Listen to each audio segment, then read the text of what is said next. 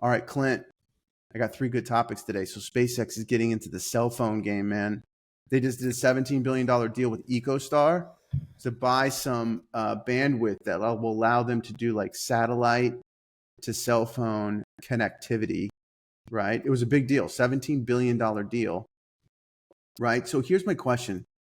So SpaceX now has like a $413 billion valuation. They're like turning on Starlink in all of these countries in Africa and South America and Asia. Like revenue's really starting to ramp. Obviously they're making great progress with Starship, right? But this is really interesting to me because you could argue that this is even really different than Starlink, right? The direct to cell phone service. Like, what do you think of that business? Is that like going to be a real business? Do you think they're going to be competing with like Verizon and T-Mobile? Will people use it? Like, what are your thoughts there? Yeah, it's more than that. It's going to be a carrier overlay too, right? So at the end of the day, I mean, everything is coming down to data and compute. And when you think about it now, the phones we walk around with, the majority of the population walks around with, are supercomputers, more powerful than the computer that put us on the moon. So when you start to think about how much data, we had a 35% year over year jump in mobile data, 132.5 trillion megabytes. That is, you need scale. And, I remember when a lot of people had the big audacious goal of bringing the internet to rural areas, into untouched areas, into underserved areas, into impoverished areas, to other countries, et cetera, et cetera, et cetera. And I remember remember Google had the balloons. Oh yeah. Right. They had that big project. Yep. A lot of people were trying to create this. How do we connect the globe? And SpaceX did it. Starlink did it. And I think when you consider the infrastructure, the 8,000 Starlink satellites, you consider what this is going to mean as a direct to cellular service, it is massive. Right. Question is, can you get it through? Right. Yeah. Because EchoStar, what don't they have some other? They have AT&T. They have an AT&T, couple buyouts. There's like 24 billion or something. They got to get that through. This has to go through. So FCC has to approve all this. Right. I'm hopeful, but yeah, this is massive, man. Yeah. SpaceX just continues to surprise. I mean, this execute. Was kind of, they're for sure execute, but they continue to surprise, like standing up new businesses that I think folks didn't really see coming, right? I mean, did you see a direct to cellular satellite or a carrier overlay? Like, this is a CapEx arbitrage for a carrier. Everybody's like, oh, it's going to compete. Yeah, it might, but it's also going to be what the carriers tap into. For sure. Yeah, I mean, there's probably big portions, especially in the United States, and then who knows where else they're going to turn this on at, what other countries or continents they turn this on at too, right? So, I mean, there's going to be some really interesting revenue opportunities for the company. But this is what I'm saying. Like, this is my thing with SpaceX is like, the ability to launch payload to space is going to open up so many different businesses for that company that I think I don't think everyone fully appreciates the stuff coming down the pipe, right? Like I keep talking with people about SpaceX about how it's like a mining company, right? They're going to be able to mine stuff on the moon, mine stuff on Android. Yeah, right. I mean, it's a real thing. So it's not I don't think it's one revenue stream or two revenue streams. It's going to be a multi-revenue stream. It's going to be like a diversified, base of revenue. Elon Musk builds platforms. He doesn't just build a singular purpose business, right? He builds platforms, and this is a robust platform. Yeah. It's the Apple App Store of space. Yeah, exactly. Right, so, of space, of logistics, now of cellular, of internet connection, wild. Yes. All right. Another company that's crushing it is Anduril, right? So these guys just announced, my math had it, $1.26 billion worth of new contracts. They got a $1.1 billion deal with the Australian Navy for an underwater autonomous submarine. Okay.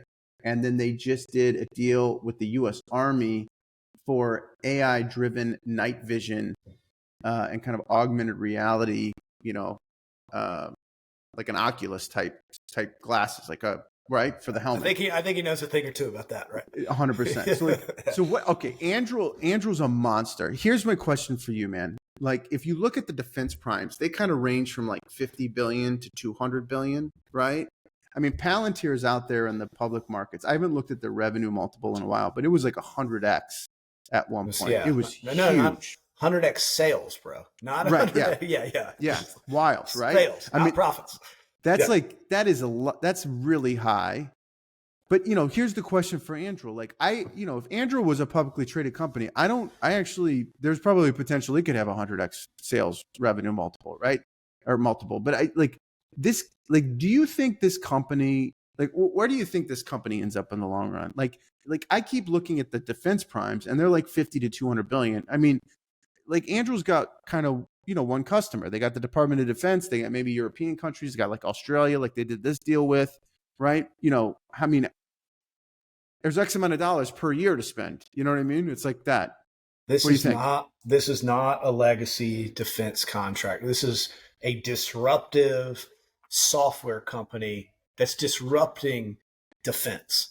And it's massive. And this industry is massive. And here's why I like it. In a deglobalizing world where you have these regional, how do I say this politely? You have regional cohorts that are really built around trade that become defense partnerships. No more, everyone trying to defend the entire, or the U.S. trying to defend the whole globe, right, at the end of the day, and police globalization and trade routes.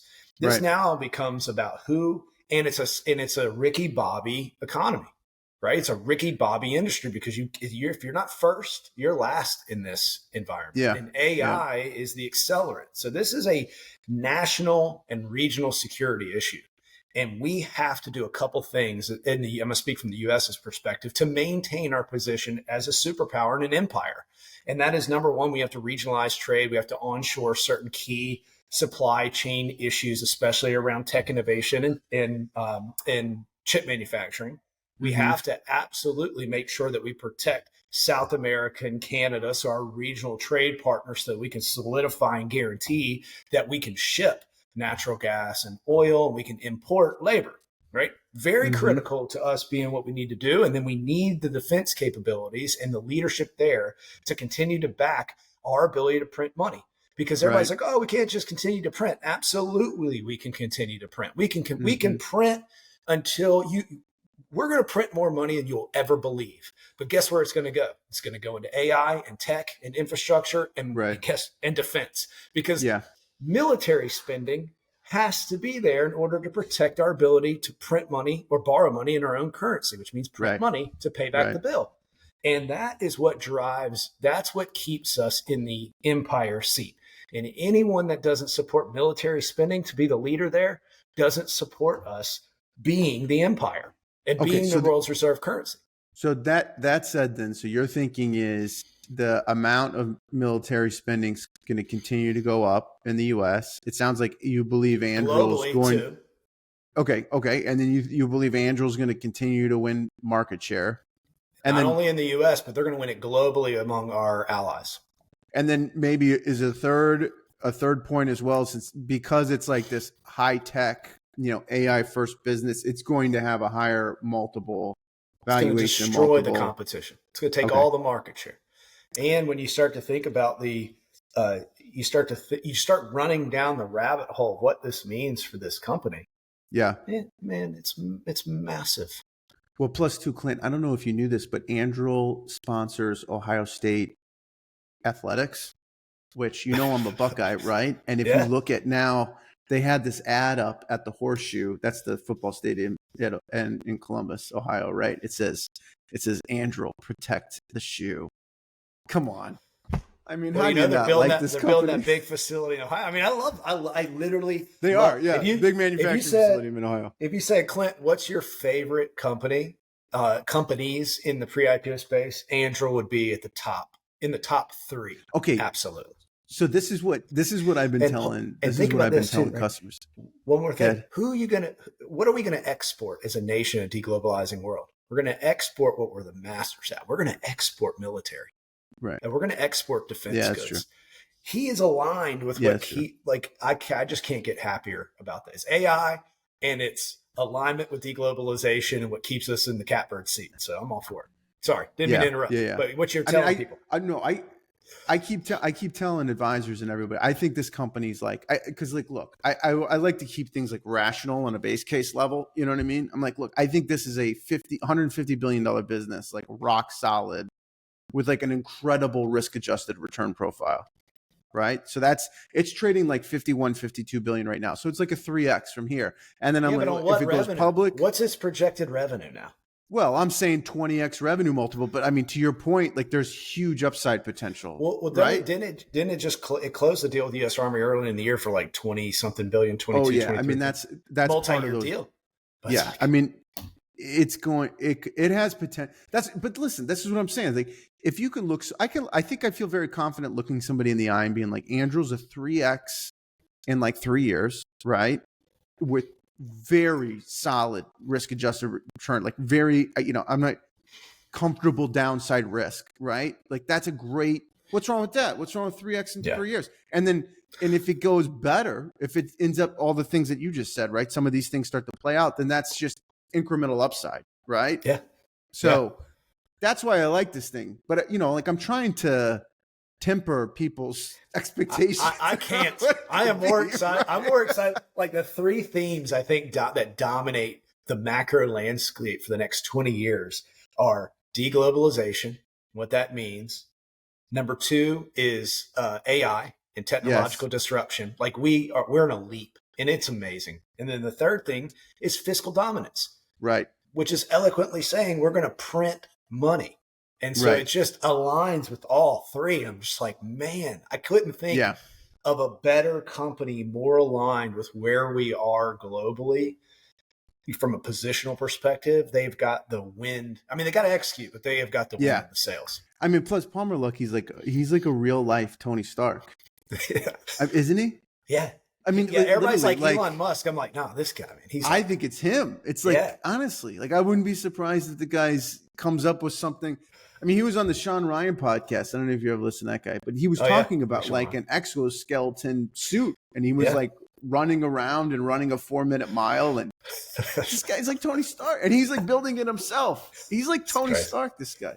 It really is. There's something about a founder of a company like that who's already a billionaire, and he's like building stuff in his garage. It's incredible, right? It's crazy. All right. So last one I want to hit on. So OpenAI and Microsoft, this is like all over the news here in the last couple of days. They're kind of, it sounds like they've kind of agreed, okay, on like this for-profit or nonprofit to for-profit flip. Okay. And of course it's got to get past the states and everything, but I have a sneaking suspicion it'll get through those once Microsoft kind of agrees, right? So here's the thing, like, not to get into the details of this thing. This is the thing I want to talk to you about. Once OpenAI becomes a normal, fastball down the middle, for-profit company, regular cap table, right? How many more people come off the sideline to want to invest in this thing? Because right now it's kind of a very like interesting structure. Or do you think it doesn't matter? Like everybody who wants in right now is in, or is trying to get in. Like what do you think? I think what we've seen is that the IPO market is open and the equity markets are functioning really well. And anything in the AI play, the money's there.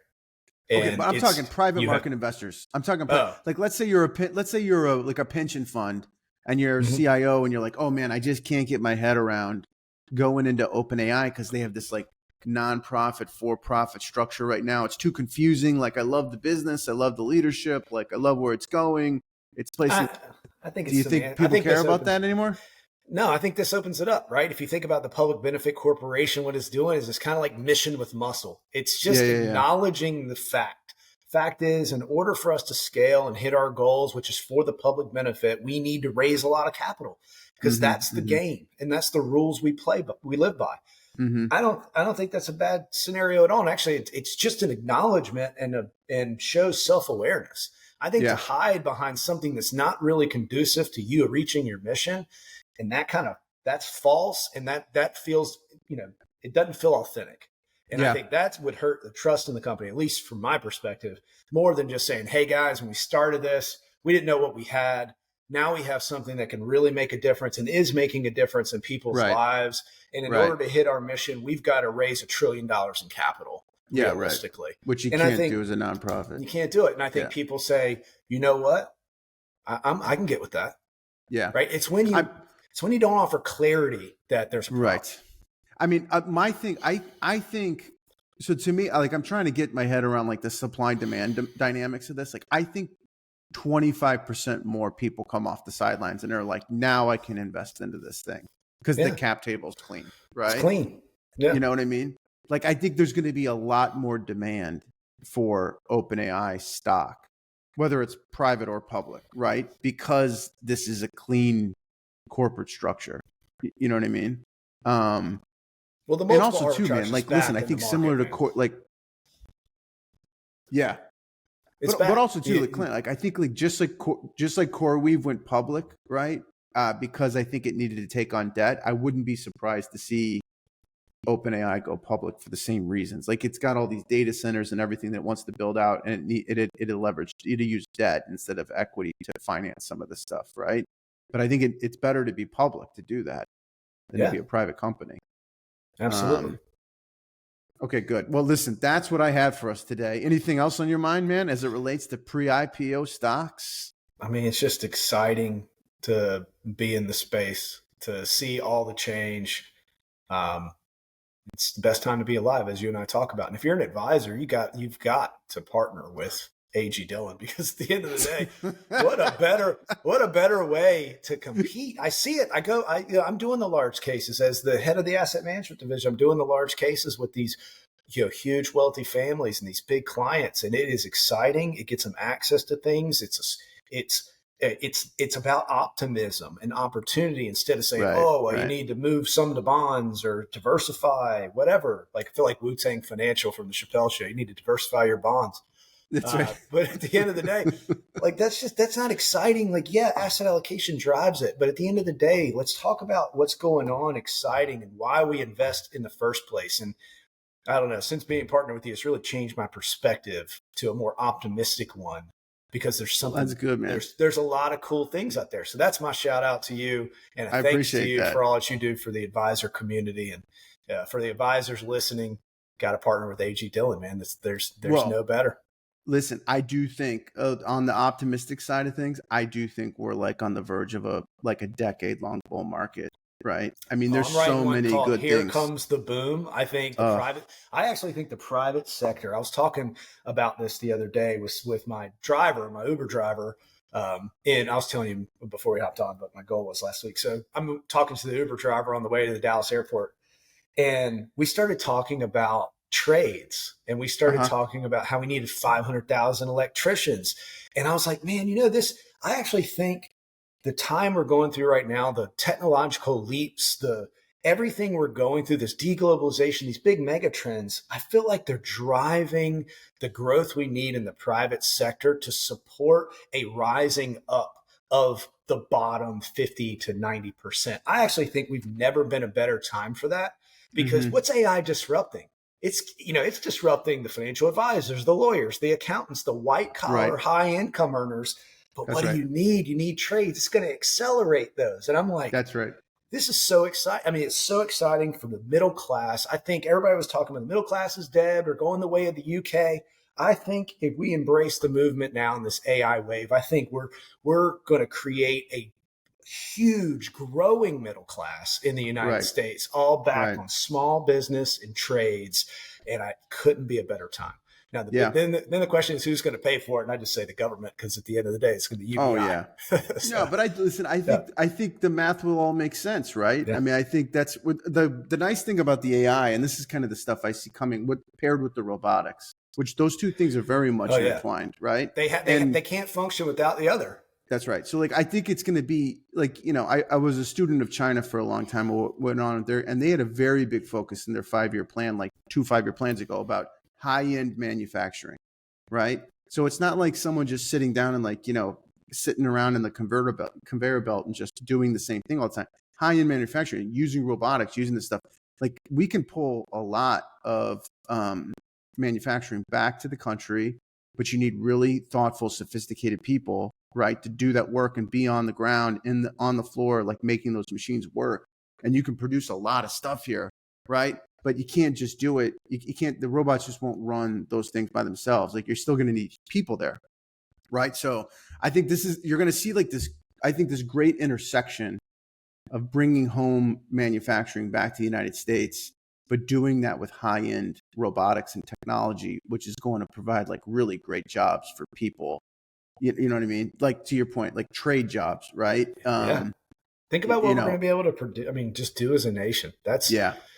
how we gotta inspire the private sector.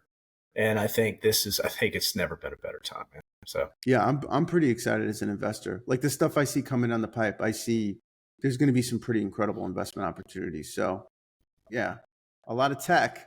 So get ready. everything's tech now. I feel like we mess up stuff with words like AI. Like, why don't we just say fancy computer, right? Better computer than you've ever had before. That's right.